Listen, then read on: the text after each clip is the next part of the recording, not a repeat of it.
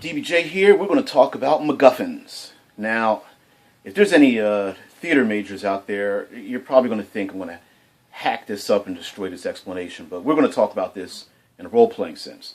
A Macguffin, in a role-playing sense, is one way to solve the situation you've created. Think of a bomb going off, and the only way to stop the bomb is to cut the red wire.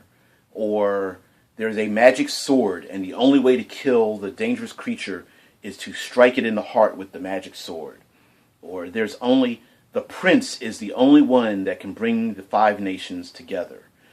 These things are, some Macguffins are good, some are bad, but essentially it is the key that fits into the lock that solves the problem presented in the campaign. And be real careful about your Macguffins.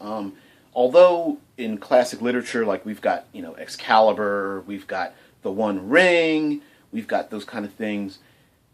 The difference between a silly Macguffin and one that we are really drawn into and take part in is that, let's take the example of Lord of the Rings. Okay, very simple Macguffin, magic ring. Total evil, must be destroyed. Take it back to the mountain it was forged in, dump it in, and wipe our hands of the whole situation. The compelling part of that story wasn't the ring itself, but all the characters and the stories they had to tell that came in contact and used in context with that ring. So it wasn't just a matter of, well, let's just market.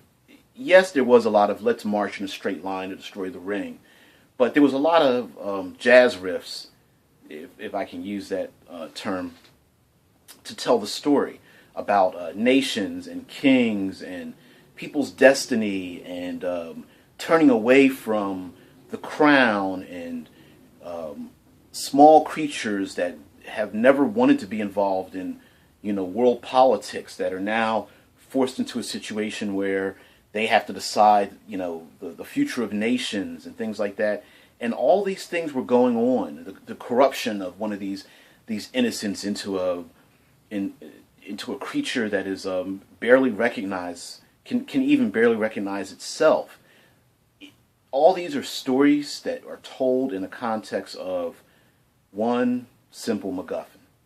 And if you focus too much on it, what ends up happening, especially in a role-playing game, is, and especially when you've got dice involved, what happens when that Macguffin cannot be fulfilled?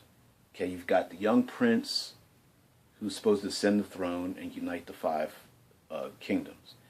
And the young prince gets his throat slashed because one of the player characters is like, he's corrupt or something. Or the young prince accidentally gets crushed in an avalanche because a player character summons a spell or something. Or an errant minion makes a crit and pops him in the throat with an arrow, and now you've got to figure out, okay, what the hell do I do? And by building an adventure based on this one simple Macguffin, now ends up destroying the flavor of what you intended to create in the first place. So, although it's cool and it seems great to have the one true sword that can slay that one creature, and yes, you can have really great stories with it, don't overuse Macguffins, because player characters have a tendency to take a Macguffin and toss that damn thing out the window and then say, now what? Yes, there's some players that will do it on purpose. They'll purposely take the great map to the treasure and burn it on the tavern table before they've even left, and then look at you as a game master and go, okay, now what? Be careful about your Macguffins, guys.